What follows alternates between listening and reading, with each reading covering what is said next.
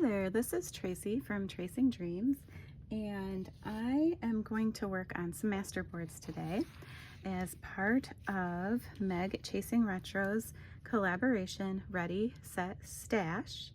So I will link that information in the description of the video. So I did already work on fabric tags, and I've done a little work on the children's book illustrations, but I have not filmed that one yet. But today I want to work on masterboards, so I'm going to make a masterboard, and then I'm going to show some different ones that I have made before as well. So making masterboards is one of my favorite things, just because I enjoy collaging, and it's so such a nice way of relieving stress.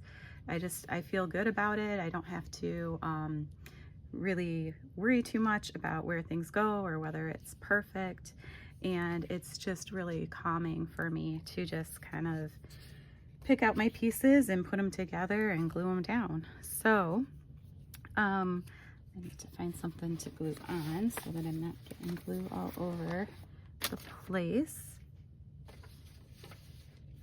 So I really wanted to use up some of these scraps as well. So I'm going to use a notebook that I have put some other masterboards in that I will show in a few minutes, but I'm going to use that as my glue book today. So what I like to do is to take just a glue stick. I'll put it this way too, so it's a little easier to see. And I just put the glue, just use the glue stick, and I start putting pieces wherever. So this is some old printed paper that I had. It's almost like a thin computer paper, but it is printed like cardstock kind of. So it has all these really cool designs on it. I'm just gonna move the camera back a little bit because I keep bumping the table and then I bump the camera. So okay, so now I'm gonna try, and sometimes I'll take, like, this is the same color, so then I'll put another piece over here. I also have my distress ink out in case I want to distress any edges. So sometimes I do that, sometimes I don't, just depending on the look that we're going for. Put that there. And sometimes I will pick out like a certain color theme, or sometimes I will just do it random. A lot of these kind of go together that I'm picking out. They came, I think, in the same paper pack. So maybe we'll do some blues today with that neutral there as well.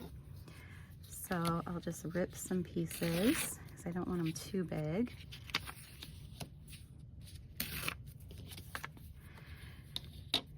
And the other thing I like about masterboards too is I can save them and then cut them up when I need to make more tags or belly bands or whatever it is that I'm making with them. They make good journal pockets and things too. I did one time make a journal cover out of a kind of a collage masterboard that I had made. These here too. It's also a really good way to use up the scraps, and I really should do it more because my scraps are getting a little out of control. But again, it is one of my favorite things to do, especially if I can't think of something else to work on. And just pull out my scrap box and start working. I'm going to put a little bit of this in there too.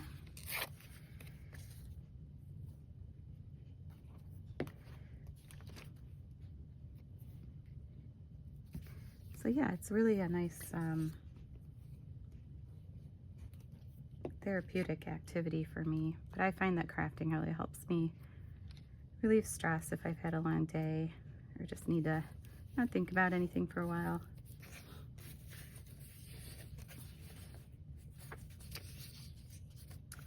Like this one too. It's got just a little hint of red in it. It's pretty.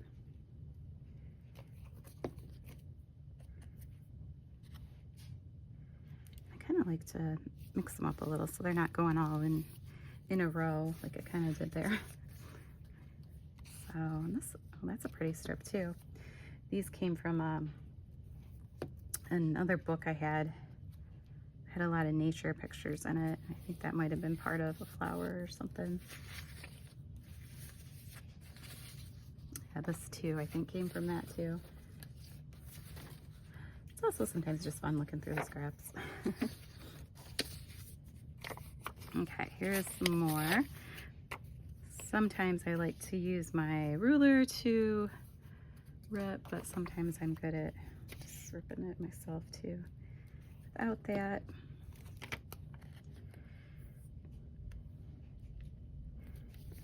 And I don't know that there's really a wrong way to do masterboards. You can kind of make them any way you want.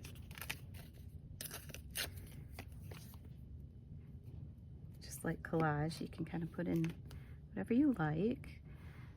Sometimes people will stamp on it afterwards, maybe put in some lace, stuff like that. Adds a little dimension to this one up here. Try to spread out the different pieces of the same paper.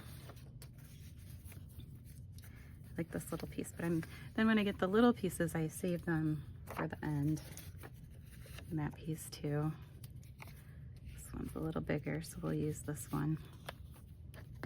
So, and a lot of these that are left are weren't my favorite patterns, and that's why I had more of it left, but they're still pretty. You never know when I might need some blue in a journal.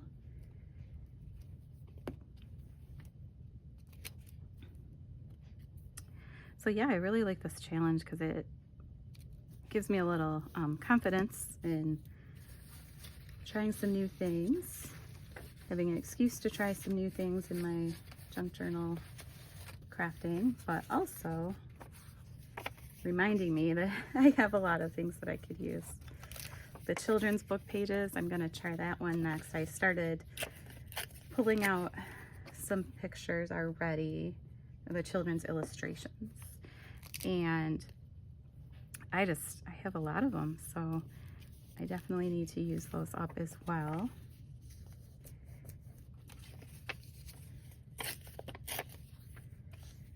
And really, you could, collage with some of those and make a masterboard too.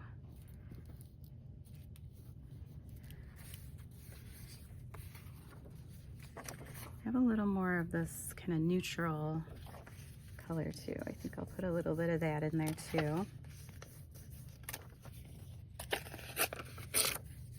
And that way, when you have a few neutral colors in there, it leaves you a place if you want to do some stamping later, where it will show up.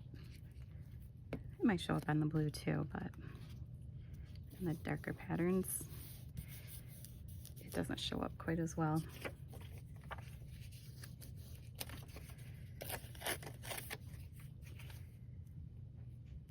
So yeah, you can let me know in the comments what you like to use for your masterboards and what you then use the masterboards for. They usually, at least mine, end up being too thick where I can't really use it for the for like a journal page, but it could easily be a pocket. Sorry, that is gonna sneeze for a second. And I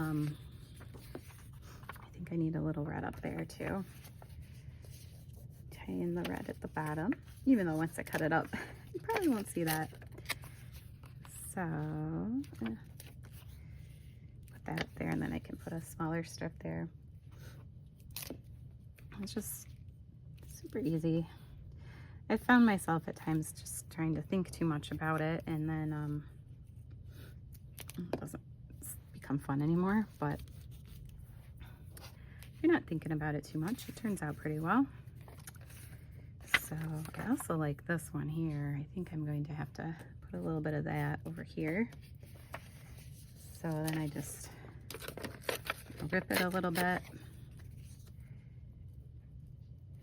Put it down here. Okay, I need one more bigger strip there. So kind of look through all my pieces over here and see what I have. That one's too thick. Maybe some of these diamonds here. I think that would be cute. So let's see here.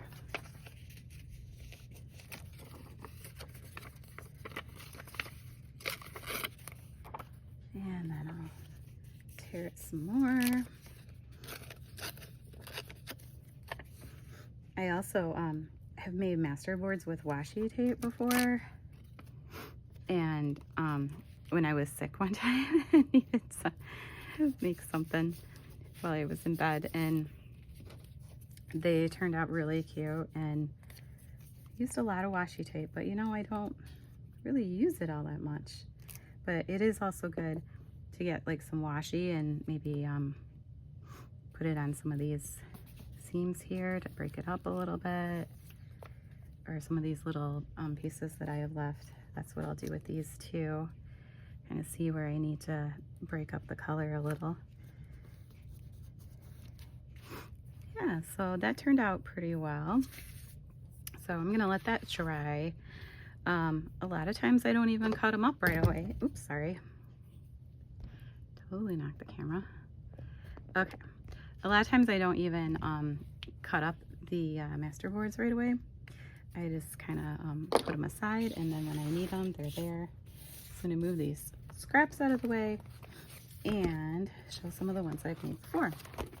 So I had this old planner book, and it had a lot of pages in it still, and I wasn't using it. So here I store some of the masterboards that I've already kind of cut up a little bit, but I also just use these pages and make masterboards on them. Then if I want to cut them up and use them for journal cards, I will back them with maybe some tea-dyed paper or some like plain cardstock. Even you could use like the brown packing paper, and then that'll make it look nicer on the back and can write on it within the journals. So yeah, this one I had some paper that I had stamped, and I used that on there. This is some atlas paper, but I think it might have been scrapbook paper that had like atlas pictures on it. This is from a very old scrapbook that had been falling apart, that I took some of the pictures out of that I could salvage. And then here is just a lot of scraps that I had, just random scraps. And here's some too. And really, if you make it right after you make a journal, a lot of the scraps you have might be kind of color coordinated too. So sometimes I try to, like in this one I did a lot of blues. This one's maybe a little more random, some old pieces of printables that I had, some old cardstock, some pieces of ledger paper when I trimmed that down, some paper bag that I had used. And then this one, I took all the greens out of my scrapbook, or my scrap bin, and just made a page of greens. And here's more brown tones. Here I had some music paper and some longer strips, tea-dye paper.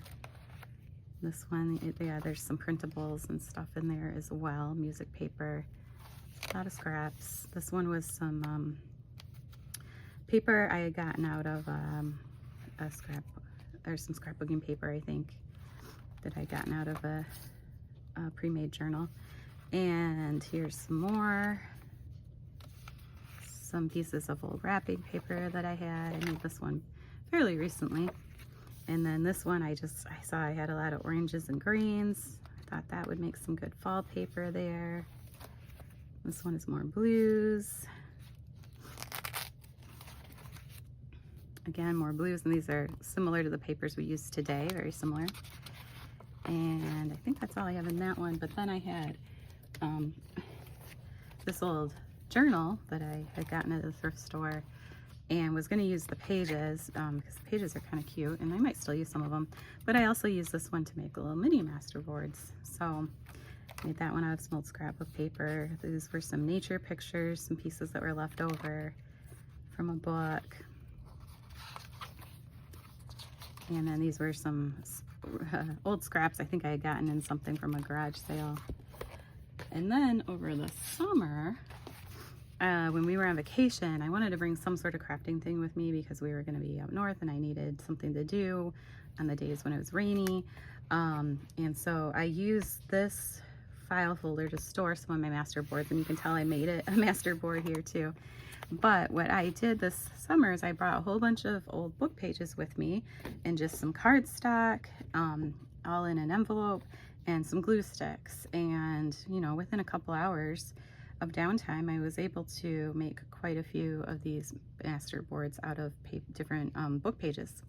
And I love how the different book pages have the different coloring to them, and how it works out.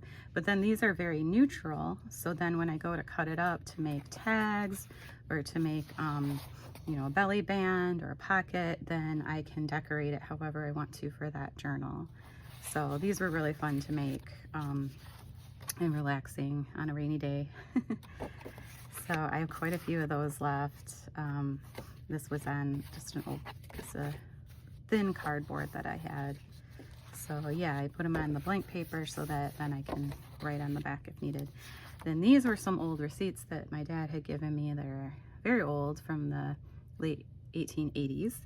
And I just love the handwriting. So I made a master board, several master boards out of these, and have not used them yet, but I did copy or scan them, so I was going to use them, the scan copies first. But yeah, I just thought they turned out really cool. And again, the different colors of the paper, some of them were blue, some of them were naturally aged like this, and then some of them were even written on this old lined paper. So I thought that was very cool.